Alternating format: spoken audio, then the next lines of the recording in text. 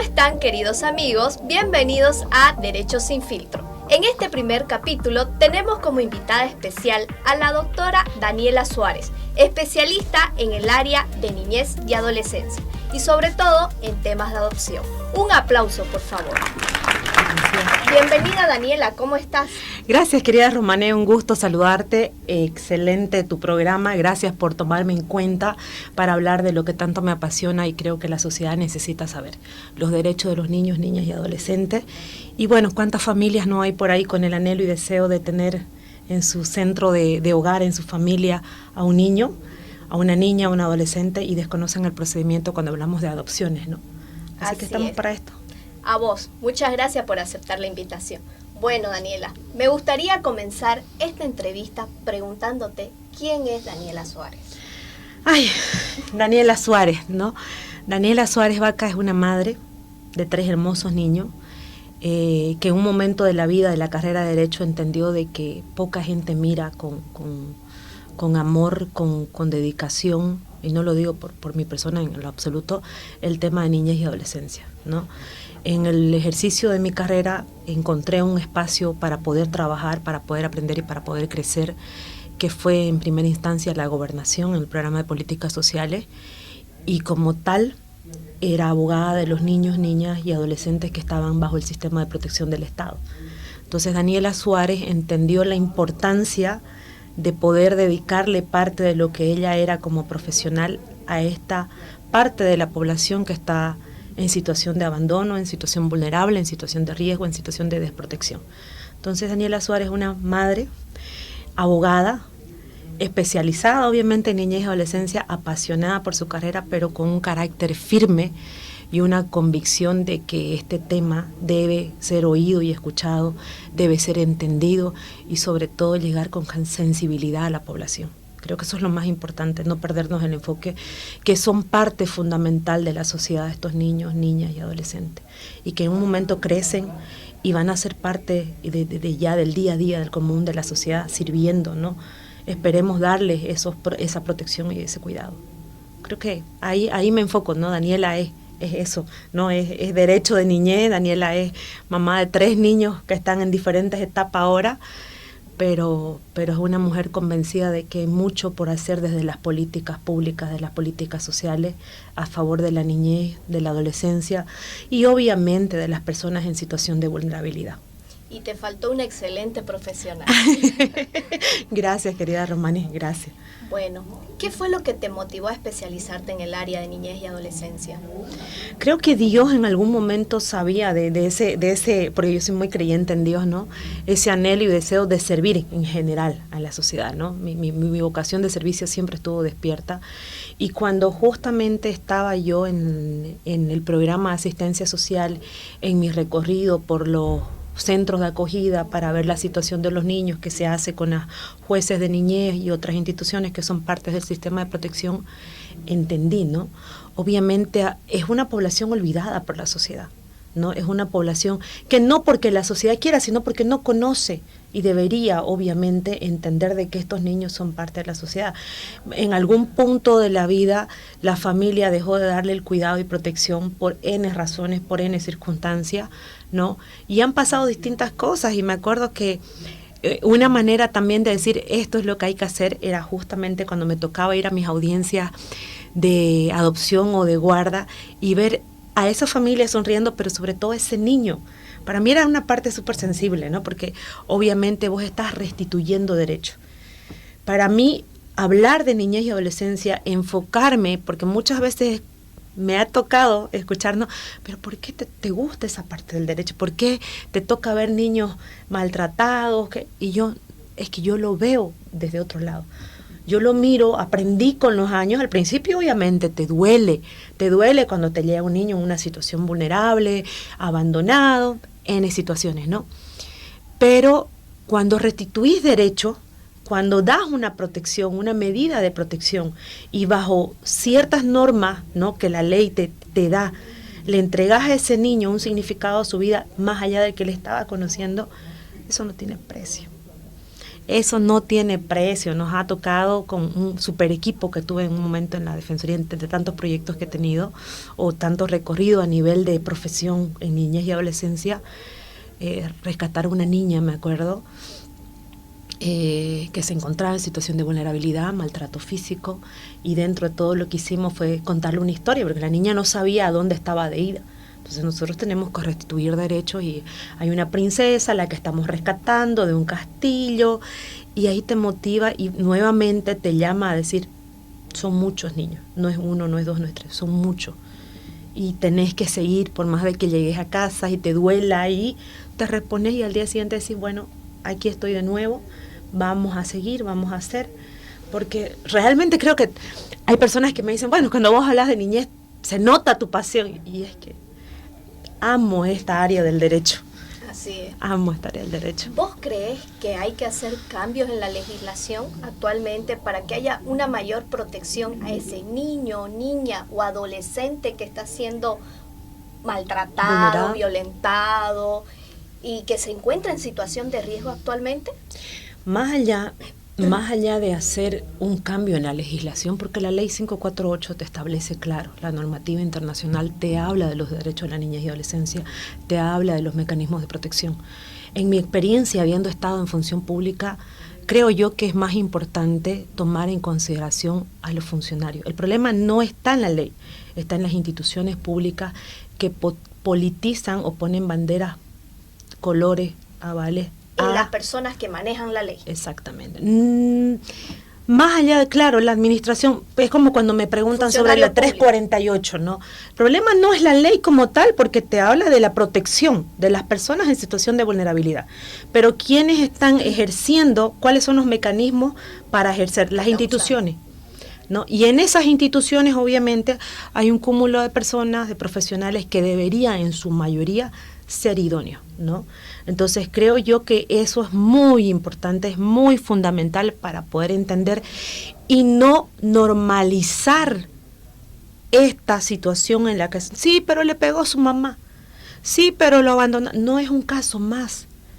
Cada niño, niña o adolescente que te llega a vos como funcionario dentro de una institución espera de vos la atención oportuna, adecuada, y obviamente que le restaures, en primera instancia, protección. Porque lo primero que hace una institución al momento de tener conocimiento de un hecho vulnerable, donde está un niño, niña o adolescente, donde se dilucida un proceso, es darle los mecanismos de protección. El protocolo que tiene que tener para poder atender, ¿no? Y eso deben hacerlo conscientemente de que el cargo y la función que están ocupando es justamente esa, de protección, de atención inmediata, de respuesta inmediata. Pero muchas veces, obviamente, por eso digo, y ahí no es tanto el hecho de modificarla la ley como tal, porque está la ley y está perfecta, ¿no? Que lamentablemente por esta situación de politizar estos espacios públicos, estas instituciones públicas, los funcionarios no son permanentes. Entonces constantemente están rotando y rotando porque una cosa, porque otra cosa, que es un tema en el que prefiero no ahondar, ¿no? Sí trabajarlo más adelante en proyectos personales, ¿no? Pero es ahí donde está. Y obviamente la capacitación continua de estos profesionales. El enfoque tiene que ser que todos aquellos que trabajan en materia de atención a las políticas públicas, las políticas sociales, niñez, adolescencia, mujeres, adultos mayores, constantemente tienen que estar capacitándose en las distintas áreas, porque trabajamos con equipos multidisciplinarios, ¿no? Trabajadores sociales, psicólogos, abogados, médicos en algunos lugares. Entonces, tenés que ir formando. Y yo soy una convencida, a lo largo de mi experiencia, que obviamente no es tan bien larga, tengo 37 años, ¿no? Pero todo lo que he hecho ha sido en niñez y adolescencia, que la suma de los esfuerzos a nivel interinstitucional genera un impacto positivo en la lucha que vos estás haciendo. Para dar mayor información a la población, en un caso particular, por ejemplo, yo conozco a un niño o adolescente que está siendo maltratado. ¿Qué tengo que hacer? ¿Dónde tengo que denunciar? A nivel institucional está la Defensoría de la Niñez y Adolescencia, que en primera instancia y obviamente dentro de las atribuciones que tiene, porque le confiere la ley 548, que tiene que tomar acciones y obviamente enmarcarse en la protección, el resguardo de los niños, es quien interviene en primera instancia. Entonces, Defensoría de la Niñez y Adolescencia tiene una línea gratuita, que es el 156, ¿no? A la que llamas y pones a conocimiento la situación, que puede ser anónima también la llamada, porque muchas veces me ha tocado, sí, pero lo que pasa es que es mi vecina, o es mi hermana, o es mi tía, o es mi primo el que está agrediendo al niño, o es una situación de abuso sexual. Entonces procede si es anónimo. Claro que va a proceder, porque la obligación de la Defensoría es de actuar de manera inmediata. Sí, muchos van a decir, nunca contestan, nunca esto, nunca lo otro. Yo estoy dando la información, ¿ya? Claro. Indistintamente, ese es el conducto regular, hacerlo conocer. Ahora, mira, fíjate que me tocó muchas veces, ya sí, porque he asumido esos espacios, por eso te hablo con conocimiento y intuición, de que también los profesores en la unidad educativa, porque la Defensoría de la Niñez y Adolescencia tiene equipos multidisciplinarios en todos los distritos. Distrito 1, 2, 3, 4 hay. Entonces, si hay un hecho que se sucedió en el colegio, puede alguien apersonarse a la alcaldía o a la subalcaldía, ¿no?, de ese distrito, buscar al equipo multidisciplinario y poner a conocimiento esa situación. Que me tocó, esa niña que te conté, que nosotros contamos que la estábamos rescatando porque era una situación de violencia familiar o doméstica, ¿no? La directora vino con una cartita. ¿Por qué? Porque, ojo, toda persona que tiene conocimiento de un hecho donde se está tratando, se está vulnerando la integridad de un niño o niña adolescente, tiene la obligación de denunciar. No podemos nosotros decir, no, pero que lo diga fulanito. No, porque ya yo soy consciente. Ya sos cómplice si no lo exacto, denuncia. Ya sos cómplice. Y ahí obviamente se tiene que hacer las investigaciones a través del equipo multidisciplinario. Pero si el tío sabía, la prima sabía, entonces y ya... Y se inicia acciones. Al menos yo, bueno, inicien como corresponde. Y un caso que me tocó en particular, asumiendo como jefa de la Defensoría, que sucedió en un colegio, ¿ya? Entonces se amplió la investigación porque había directora, había profesora, había más personas involucradas en el hecho, ¿no? Entonces, somos parte de una red de protección, o sea, somos nosotros los llamados a cuidar a esos niños, porque dependen de nosotros. Entonces, si yo tengo conocimiento de un hecho donde se están vulnerando, donde se está agraviando la integridad de un niño, debo accionar. Y si no tengo, obviamente, la posibilidad de ir de frente y decirlo, porque, bueno, una de las cosas que a mí me dicen es que vos vas de frente y decís, ¿no? Lo hago, sí. Yo siempre digo, yo asumo lo que soy, lo que digo y lo que hago, porque se tratan de niños y depende, obviamente, de mí restituir esos derechos, ¿no? Entonces, cuando no llamas de manera anónima, quiero poner a conocimiento tal hecho, te va a localizar obviamente tu ubicación, vas a dar la ubicación del lugar y el equipo tendría que llegar. El equipo tendría que llegar para poder tomar las acciones correspondientes. Ya el equipo interviene directamente, el abogado, el trabajador social, el psicólogo, porque muchas veces obviamente es necesario que esté el psicólogo para hacer la contención del caso. El trabajador social en ese momento para hacer la investigación del entorno familiar y el abogado obviamente para asumir si es que hay que iniciar acciones a través de la FELCB o donde corresponden la FELCC o las otras instancias, ¿no? Pero de inmediato tomar las acciones. Quizás llevar a ese niño de manera inmediata al hospital para poder ser atendido, ¿no? Entonces todo eso, por eso es la importancia de que las defensorías cuenten con sus equipos multidisciplinarios. De nada me sirve llenarme de asistente, porque lo que yo necesito son equipos multidisciplinarios. Psicólogo, trabajador social, psicólogo, trabajador social, abogado y quizás hasta el médico, que es fundamental para mí, porque en asistencia social nosotros teníamos equipo médico, ¿no? También para intervenir, nutricionista, psicólogo, trabajador social, médico, porque de eso se trata. Es importante, es integral. O sea, hay un niño que te llega que está en un estado de desnutrición, está en un estado obviamente con anemia, N cosas, ¿no? Claro. No ayudar una parte, ayudar no, tiene que ser integral. Tiene que ser integral. Para mí una de las cosas también, uno de los puntos que se tiene que tomar en cuenta en los equipos multidisciplinarios, equipos integrales, tiene que ser obviamente con nutricionista, con médicos, especialistas, pediatras, ¿no? Psicólogos infantiles. Exacto, porque hay tantos casos que hay, ¿no? Psiquiatra también, porque obviamente hay muchos casos, pero ojo, eso es un presupuesto para el Estado, eso es un deseo mío, eso es un anhelo mío, ¿no? Pero es un presupuesto que debería darse si queremos tomar atención a esta parte de la población, pero si hablamos de presupuesto, no alcanza. Cambiemos de tema. Claro. Siguiente pregunta. Bueno, ahora quisiera que me contés, bueno, nos comentés, mejor dicho, a todos los que nos están mirando, algún caso que te haya marcado a lo largo de tu trayectoria profesional. Ay, me van a faltar. Bueno. El más significativo, o que haya sido más conmovedor para vos. Yo creo que el año pasado hubo un hecho que fue muy mediático, ¿ya? Fue muy mediático justamente a inicio. El año pasado fue como el boom de muchos casos que se dieron en las unidades educativas, en los colegios. La violencia ya no venía en casa. La violencia se volcó a los colegios. Entonces, de los colegios, niños portando un arma blanca, sustancias controladas, agresión sexual. El año pasado, yo no sé si la población todavía recuerda, 2023 estuvo muy marcado. Incluso los colegios nos decían qué podemos hacer. Me llegaban a mí cartas y cartas de unidades educativas para que se tomen acciones referente a esos hechos. Y tanto fiscales como particulares, ¿no? Es que cuando hablamos de niñez y adolescencia, no miremos de convenio, no miremos fiscales, no miremos particulares, porque es un problema de la sociedad. Y como tal en la sociedad, tenemos nosotros que trabajar y tenemos que hacer incidencia, ¿no? El año pasado fue marcado el tema del colegio alemán, que fue muy mediático, y obviamente algo que alarmó a la sociedad. Y obviamente este caso que me estás preguntando, porque se trató, y ahí fue también un poco de que las instituciones entiendan el rol y que también vayan y un poquito lean la ley sobre el tema de la responsabilidad penal y la inimputabilidad cuando se tratan de menores de 14 años. Porque nosotros hablamos de la responsabilidad penal juvenil a partir de los 14 años de edad. Ya es un adolescente infractor.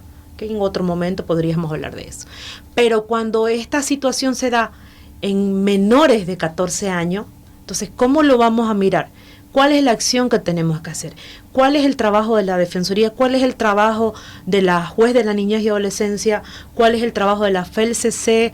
Porque también se trabaja a través de la división de menores, porque tiene una división de menores, ¿no? Entonces, ¿cómo hacemos? Y en la FELCB, si es una agresión sexual, ¿cómo trabajamos? ¿No? Entonces, este caso en particular, obviamente, porque más allá de ser mediático, terminó sesgando la vida de una niña, pues, ¿no? Y justamente el hecho se dio en una unidad educativa, se actuó de manera inmediata, eso puedo siempre, y lo reconozco y lo dije siempre, en ese momento, estando yo a la cabeza, obviamente, nosotros actuamos de manera inmediata, en ese caso en particular, con los equipos multidisciplinarios, despegándose, haciendo las investigaciones, pero más allá no se tuvo el cuidado de las otras instituciones, ¿no? Entonces, llegar y ver la escena, ¿no? ¿Qué fue lo que pasó? Bueno, fue un incidente donde un niño había llevado un cuchillo al colegio, ¿no? Y estaban en la entrega de nota. La niña acude, obviamente, a buscar a su mamá y le dice que quería ir al baño. La mamá estaba recibiendo las notas. Entra al baño el compañerito mayor que ella, de 11 años, y ahí te estoy hablando del tema de la inimputabilidad. La niña 6, el niño 11. Y lo toco con mucho cuidado porque lamentablemente tengo mucho respeto por la familia que perdió a la niña, porque al final termina obviamente en el fallecimiento de la niña, y también un respeto a los papás de ese niño, porque también fue un hecho para mí fue un hecho que golpeó a 2 familias, ¿no? Y que se está trabajando, ¿no? Más allá de todo ya estaba a conocimiento judicial, ¿no? El niño apuñaló a la compañerita que estaba en el baño por un tema de reserva de caso. Prefiero no hablar mucho, pero fue un caso que se dio bajo esas circunstancias, ¿no? Actuamos de manera inmediata, incluso aquí es importante también tomar en cuenta que en su momento cuando trabajaba, coordinaba mucho y muy de cerca, porque amo el tema de trabajar de manera institucional, que sepan que vos sos un referente con tu institución y que ellos también te den la misma seguridad de que ante una situación te van a atender con inmediatez. Entonces me llaman del centro de salud, me ponen a conocimiento de tal caso, el equipo se dispone de manera inmediata a constituirse en el lugar, se hace la contención, ahí es lo que te explico de la importancia de que el equipo esté completo y que haga obviamente la valoración, la contención del caso, ¿no? Esta situación obviamente de un lugar a otro, los médicos también actuaron de manera oportuna, no tenían los cuidados, la llevan a otro lugar Y obviamente, ¿no? Se da esta situación, se vuelca la mirada, la prensa también empieza obviamente a decir qué pasó aquí, a juzgar, porque también aquí viene un tema ya porque fue un colegio, ¿no? Entonces claro, los profesores, no. Entonces aquí también es una responsabilidad de la unidad educativa. Y yo de verdad siento esa gratitud que en su momento, cuando asumí ese cargo, trabajé muy coordinadamente a nivel interinstitucional con todas las instituciones. Con la Distrital de Educación, que en ese entonces estaba Eliseo Guaylani de director departamental, muy coordinado, con los distritales de educación, muy coordinado, con las jueces de las niñez y adolescencia. Saben, obviamente, que yo soy muy caduca en mi trabajo, entonces también muy coordinado, con la Fiscalía, con los fiscales de Justicia Penal Juvenil, con los que asumen también las instituciones de la Policía de la Niñez y Adolescencia, un trabajo excelente, impecable, ¿no? Entonces, esta situación, nosotros como Defensoría dimos los mecanismos de protección, hicimos el acompañamiento con los médicos, ni que se diga, los centros de salud. Excelente, doctora, esto, pam, rapidito, actuar de manera, porque así se tiene que actuar, creo yo, si estás tratando con población vulnerable, ¿no? Pero bueno, se le da la alta niña, suceden otras cosas, y yo personalmente que era, ¿cómo está? ¿Cómo le va? ¿Cómo está mi nana? ¿No? Voy y la visito todo. Y lamentablemente ocurre la tragedia, no obviamente por el mismo hecho de lo que había sucedido en el colegio, pero fue una situación. Se complicó su caso. Fue una tragedia, amiga. Fue una tragedia, querida, porque ese día que yo hice el acompañamiento a la morgue, ya cuando se hace la autopsia, todo, se revela que no tiene nada que ver con ese hecho, ¿no? Pero obviamente estaba convaleciente, obviamente, pero ahí te quedas con esa familia, y es donde quiero llegar, esa familia golpeada por perder a una niña, y esa otra familia que también está golpeada, porque ¿cómo va a hacerle contención? ¿Cómo va a trabajar con su hijo con apenas 11 años, que él decía, nunca fue mi intención? Ahora me gustaría que abordemos más el tema de adopción. ¿Nos podrías explicar detalladamente cómo es un proceso de adopción? Ya, empecemos hablando porque la ley 548 te establece figuras de protección, que era lo que hablaba hace rato atrás, de cuando la familia de origen no brinda las condiciones de cuidado y protección, y está la familia sustituta. Esta familia sustituta, que puede ser dada por una adopción, una figura legal de adopción o de guarda legal, ¿no? Es una figura de protección, de cuidado, y obviamente es la posibilidad de ese niño de tener familia. Más allá de la posibilidad de esa familia, de ese papá, de esa mamá, de esa pareja, de tener un hijo, es ese niño tener y gozar de una familia, ¿no? Entonces la ley te establece claramente los requisitos, ¿no? Están en la normativa, en la ley 548, que te habla con la modificación de la misma, y vamos entendiendo de que es una figura de protección y cuidado para ese niño, para esa niña o para ese adolescente, ¿no? Que se inicia obviamente su demanda de guarda legal ante un juzgado de niñez y adolescencia, y hablando en términos más jurídicos, ¿no? Obviamente para mí es fundamental esto, para quienes están viendo, ¿no? Entender de que niñez y adolescencia, y quiero hacer énfasis en eso con el respeto a los demás colegas abogados, pero niñez y adolescencia es un procedimiento especial, no es un procedimiento común. Entonces lo primero que yo animo cuando se trata de un tema de niñez y adolescencia y alguien que quiera adoptar, es que el camino que elijan, agarren o se tomen de la mano de un abogado especializado en materia de niñez y adolescencia, que pueda entender de que este tipo de proceso es un procedimiento especial, que tiene sus propias matices, ¿no? Que no es nada del otro mundo, que no son requisitos que tenés que pasarte años y esperar, no, son requisitos que podés conseguir dentro de lo que está, que es un registro domiciliario, tus antecedentes, ¿no? Rehab, SEMBI, que eso ya, bueno, si querés te lo puedo detallar, o si no, en la misma demanda que interponés, vas a presentar ante un juez de niñez y adolescencia, ¿no? Dentro de tu demanda también especificas claramente la edad del niño, niña o adolescente que va a ser sujeto de protección, o que querés obviamente tener como parte de tu familia, el sexo masculino, femenino, niña, varoncito, hermanas, hermano, porque bien puedo iniciar el proceso con un niño, una niña, con 2, con 3, que me ha tocado, tengo uno ahorita que quieren gemelos en su proceso. Ajá. Entonces, inicias tu proceso poniendo todas esas situaciones que son importantes para el momento de presentar tu demanda y que la juez las pueda admitir. Y en ese caso, que son hermanitos, ¿tienen que ir los 3 o 2 a una familia? No. ¿Toca que a veces los separen? Sí, toca que a veces los separen, y eso es criterio judicial. Porque, mira, aquí se trata de la restitución del derecho de los niños, ¿no? Indistintamente cuando sucede un tipo de casos donde se ven involucrados varios hermanitos, que me pasó una vez, me acuerdo, con mi equipo, eran cuatro niños, 6 meses, 2 años, 4 años y 6 añitos. Ya, esa edad tenían los niños, ¿no? Entonces, el centro de no todos los centros de acogida tienen espacio para albergar a 4 niños en diferentes edades. Y además que si hablamos de centros de acogida, también hay centros de acogida específicos para bebés, ¿no? Hasta los 5 años, de 0 a 5 años, y luego otros para más edades. Y hay para mujercitas, y hay para hombrecitos, y hay exclusivamente para niños, y hay los que son mixtos, ¿no? Entonces, cuando el centro de acogida, Defensoría en su búsqueda para poder de manera circunstancial ingresar a esos niños, no encuentra espacio, tiene que separar a esos niños. Obviamente se tiene que agotar las instancias de volver a reunificarlo, porque se llama reunificación, pero no siempre se da. Entonces quedan los niños en diferentes lugares. Y cuando no hay familia, porque me tocaba muchas veces, cuando yo trabajé en reintegración, papás que tenían a un niño en X hogar, en otro hogar, y tenían que hacer su régimen de visita en diferentes hogares. Y hasta que nosotros podamos encontrar un hogar que pueda tener ese espacio para todos los niños y hacer la reunificación, y que ese trabajo de restitución de derechos se pueda dar, ¿no? Porque también es un presupuesto para ese papá ir a un hogar, otro hogar, y cada hogar tiene sus propias normas de régimen de visita, una vez al mes, una vez cada viernes, ¿no?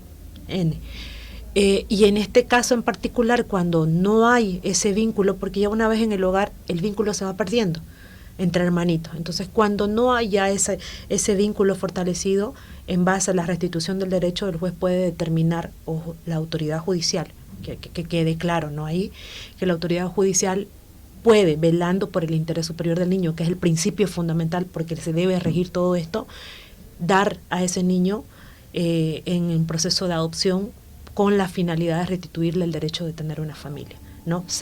Me ha tocado casos así, me ha tocado casos muy particulares donde los hermanitos son grandes, la mamá después de años está en Palma sola, dio a luz como medida de protección porque el delito fue infanticidio, ya el caso que me tocó, entonces el niño fue puesto de manera inmediata a resguardo en un centro de acogida después que quedó embarazada, ¿no? del hecho por el que ingresó a Palma sola, para que se aclare, y fui parte del proceso de adopción de ese niño. Y los hermanitos, bueno, ya eran adolescentes, entonces no podían entrar dentro de un proceso de adopción, y se estaba trabajando con la familia de origen de la línea paterna para la restitución de sus derechos a que tengan una familia. Pero volviendo a la adopción, entre los requisitos obviamente se interpone la demanda ante un juzgado de niñez y adolescencia. Luego de admitida la demanda, la juez observa y ordena que a través del programa de asistencia social y familia, que es dependiente de la gobernación del CEDEPO, Servicio de Políticas Sociales, se puedan hacer los informes biopsicosociales, ¿no? Entonces ahí tu abogado tiene que obviamente gestionar los oficios, llevarlos al programa de asistencia social, programar, te piden también en asistencia social una serie de requisitos que es lo mismo que has presentado, pero en fotocopias y en carpetas distintas. ¿Qué es un informe biopsicosocial? Es que la médico del programa de asistencia social, la trabajadora social y la psicóloga puedan evaluar a estos solicitantes de adopción. ¿Ya? Entonces te programan fechas, ¿no? De acuerdo a la agenda que ellos manejan para esas evaluaciones. El médico te va a pedir ciertos requisitos que son determinantes y son importantes para ver tu estado de salud, porque te comentaba el tema de revocatoria, luego dicen, no, pero es que tengo problemas del corazón, que no sé qué, y N cosas, ¿no?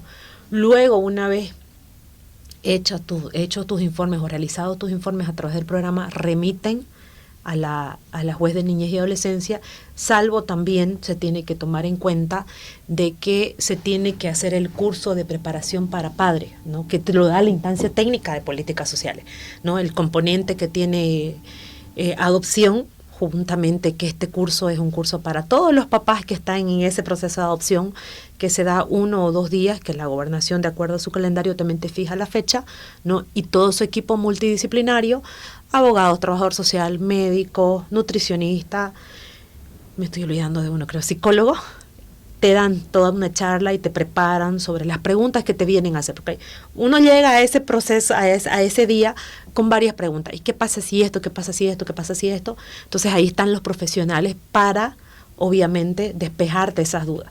Te dan ese certificado, que es un requisito también dentro del programa de adopción o dentro de tu proceso de adopción, tu demanda, y lo presentas. Luego se dispone, obviamente, que la juez pueda determinar si es que hay un niño con situación jurídica definida, porque es importante explicar o hacer conocer que para un proceso de adopción el niño o niña sujeto de esta demanda tiene que tener su situación jurídica definida, ya sea a través de un proceso de extinción de autoridad materna y paterna o de un proceso de filiación, que la filiación obviamente es la restitución del derecho del niño a tener su identidad con nombres y apellidos convencionales, porque ya en tu proceso de adopción se cancela esa partida de nacimiento y se le asignan los apellidos de papá, mamá o de mamá en este caso. Una de las preguntas que generalmente siempre me hacen es, y a ver, Daniela, ¿no? Yo soy soltera o soy soltero, ¿puedo adoptar? Claro, no hay un impedimento. ¿Pareja del mismo sexo? Tiene sus mismas matices ahí y es criterio judicial. Ha tocado muchas veces, pero estamos en una sociedad todavía que tiene sus tabús. Si el mismo hecho, a ver, empecemos porque en esta sociedad hablar de adopción, no hay quienes todavía tienen, ay, ¿cómo vas a adoptar? ¿Por qué no intentás? ¿Por qué no esto? ¿Por qué no lo otro? Porque ponen etiquetas a los niños de centros de acogida. No sabes en qué circunstancias llegó. Y duele. Sí. Duele mucho escuchar en estos tiempos ahora eso. Duele bastante. Incluso aquí creo yo que estamos un poco atrasados en materia del programa de adopción de familias sustitutas, porque hay otros que están un poco más avanzados, promueven a través de las redes sociales. México, Argentina. México tiene un montón de programas para poder incidir en la sociedad y que entiendan que la adopción es un derecho que tienen los niños. Más allá de una familia es el derecho de los niños de tener una familia, ¿no? Entonces crear programas, ¿no? de familias en tránsito, de crear para evitar justamente que estos niños crezcan en centros de acogida. Y ojo que no tengo yo me llevo de maravillas con todos los centros de acogida, mis respetos a cada uno de ellos que trabajan en su labor tan difícil, porque ojo, el centro de acogida te tiene que recibir a un niño que ha sido expuesto, como lo dije en su momento, y trabajas con esas emociones, con esa herida de abandono, con ese hecho o ese episodio traumante por el que el niño tuvo que pasar. Entonces, mis respetos a él. Integrarlo al centro también. Y luego integrarlo a la sociedad si es que no logra ese niño ser puesto a una familia sustituta o la familia nunca apareció. Sí. Que muchas veces da, que era lo que yo te decía, tengo muchos casos de niños que conozco que toda su infancia, toda su adolescencia y toda su juventud fue un centro de acogida. ¿Qué pasa si en ese proceso de adopción aparecen los padres biológicos? ¿Se impugna ese proceso? El derecho es del niño de tener una familia. El papá ese niño estuvo en situación de abandono. Me ha tocado muchas veces y ahí vos tenés que mantenerte firme. O sea, en esto también se requiere carácter, ¿no? Me tocó una vez un niño que estuvo años en el hogar y fue dado en proceso de adopción el derecho es del niño. Y vos tenés que velar, resguardar por ese derecho de ese niño de tener una familia que lo está acogiendo con amor, lo que vos como papá no hiciste. Y obviamente ahí es donde viene el tema de la falencia de la institución pública, en este caso de no haber hecho el proceso de abandono o el proceso de extinción, mejor dicho, de extinción de autoridad ante ese abandono comprobado. Pero no, la juez en estos casos, gracias a Dios, porque podés iniciar, claro. No es... en un proceso de extinción de autoridad haces tu apersonamiento, ¿ya? Pero hay casos y casos, obviamente, ¿no? Hay casos y casos donde no fue mucho el tiempo el que el niño estuvo en acogida y la mamá estuvo en una situación de vulnerabilidad que me tocó una vez y es triste, pues, ¿no? Entonces, pero el derecho es del niño a tener una familia y si su proceso ya está y hay vínculos, porque también tenés que ver de que no vas a sacar a ese niño que ya está familiarizado en un entorno de cuidado, de amor, de protección, que ya tiene figuras de mamá y papá, o tiene una figura de mamá y decir, es que apareció tu mamá, te vas con ella. No, porque el daño es para el niño. Entonces vuelvo a decirlo en ese sentido. Para mí es vos sos abogada de los niños. No es aquí de la mamá, no es aquí de la que apareció, de la abuelita que hay, no, es que no. La prioridad son los niños. La prioridad son los niños. Yo en ese sentido soy muy tajante, ¿no? Te Por duele, ahí el pero día de mañana lo vuelven a abandonar. es que ha pasado. Es que ha pasado y las mismas jueces en la experiencia entendieron de que no hay, pobre mamá, no, aquí es ese niño, sujeto de protección, sujeto de cuidado. Entonces, y a veces sí, ojo, que no es que no señora vaya, no, vas a hablar con esa mamá, vas a lograr, y a veces te toca que tu equipo, que me tocaba cuando trabajaba en la gobernación, porque es tu visión obviamente ya de la gobernación en el tema de los del seguimiento para un proceso de adopción o de que esto se inicie a través de un proceso de guarda-adopción, tus informes son valorados por la instancia técnica, que fue lo que te dije al principio, ¿no? Entonces, hacerle conocer a esa mamá, pero también ahí me tocó una vez llamarle la atención severamente a los centros de acogida. ¿Por qué? Porque es que el papá no va a ir cuando se le sante no la gana o cuando que no sé pues no a visitar a ese niño. Por eso es que hay días y horarios establecidos y un niño que está bajo un sistema de protección, ojo, que ya está puesto bajo el sistema de protección del Estado, donde intervienen ya las instituciones, donde intervienen las jueces de la niñez, el papá directamente ya está suspendido en su autoridad. Y para poder nuevamente vincularse a ese niño, tiene que solicitar un permiso de visita para llegar al hogar. Daniela, por situaciones X, sus niños son puestos bajo un sistema de protección del Estado, entonces yo para poder nuevamente vincularme tengo que acudir a estas instancias. Si está bajo un sistema de acogimiento circunstancial, me apersono a la Defensoría de la Niñez y Adolescencia, a través de su equipo multidisciplinario, pongo a conocimiento el hecho, qué sé yo, me fui de viaje por motivos de trabajo, se lo deja fulanita, menganita, lo puso en riesgo a mi niño y yo me entero estando lejos, vuelvo, ¿no? Y voy a solicitar la restitución de ese derecho, que ya está puesto a conocimiento de la juez, ¿no? Pero está en acogimiento circunstancial, entonces quien tiene la competencia para hacer ese proceso es la Defensoría. Pero si ya pasado los 30 días se ordena el acogimiento institucional, debo acudir al programa de asistencia social y familia, que era donde yo te decía que trabajaba, era el componente de reintegración familiar, ser valorado por el equipo multidisciplinario y ver obviamente si hay las condiciones para poder visitar, ¿no? Si yo puedo restituir esos derechos, porque mira, hay casos y casos y hay padres y padres. Me tocaba muchas veces cuando había ingresado un niño o una niña, en su mayoría niña, a un centro de acogida como medida de protección por abuso sexual, que esto es un tema muy delicado, muchas madres que llegaban para solicitar el régimen de visita, pero para ir al hogar y someter psicológicamente a esa niña y decirle, vos tenés que decir la verdad, porque por tu culpa tu papá está preso, tus hermanitos están sin qué comer, o sea, es todo un... Y ahí, para mí, lo fundamental, como era parte de ese programa, hacerle una valoración previa. No es que, no, pero es que quiero verla, es que yo la extraño. Me pasaba, te lo hablo así común, ¿no? Ordenaba que a través de mi equipo se haga una valoración, se remitía al juzgado y bueno, la juez va a determinar, porque quien ordena el régimen de visita es la juez. Pero respaldate porque le estás dando garantía a esa niña, porque en muchos de esos casos la familia sabía de que esa niña estaba bajo una situación de abuso y callaba. Y fue la profesora, fue la vecina la que denunció. Entonces ahí tu trabajo, tu compromiso como profesional es resguardar que aún estando en un sistema de protección, estando en un centro de acogida, esa familiar o ese familiar que va a ir no le va a amedrentar, no le va a vulnerar, porque le genera inestabilidad. Le genera inestabilidad. Y cuando no es ese caso, que también es otro que se da muchas veces, me tocaba porque los padres lo usaban a los niños para mendicidad forzada. Entonces agotaban todos los mecanismos y te hacían la ruta de reintegración, de restituirlo, sacaban al niño de hogar y a los 2 meses lo veía otra vez en la calle vendiendo chupete. Entonces, inicia acciones. Ahí es que las instituciones tienen que iniciar acciones en contra de esos padres, ¿no? O sea, sí o sí. Y por eso para mí el tema de restituir es con pinza. Tenés que preparar a esos papás. Tenés que darle a los papás herramientas de cuidado y protección, habilidades que desarrollen. Si es un papá que fue alcohólico, que es alcohólico, pero está reivindicando su conducta para recuperar a sus niños, bueno, que vaya a terapia, mandalo a esto, que cueste, pues, ¿no? Así es. Porque se trata de niños. Para mí, como abogada, es eso. No es que mañana, bueno, me disculpa señora juez, se acabó.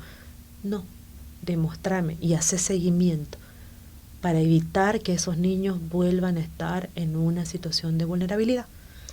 Para concluir, me gustaría que le des un consejo a aquellos padres que están pensando en adoptar. Mira, la mejor decisión de su vida, ¿no?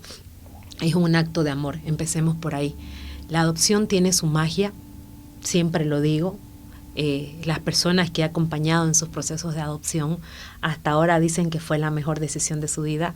Hace poquito fue el cumpleaños número 3 de una niña, de unos papás que iniciaron su proceso de adopción y ellos dicen que es el motor y motivo de su vida.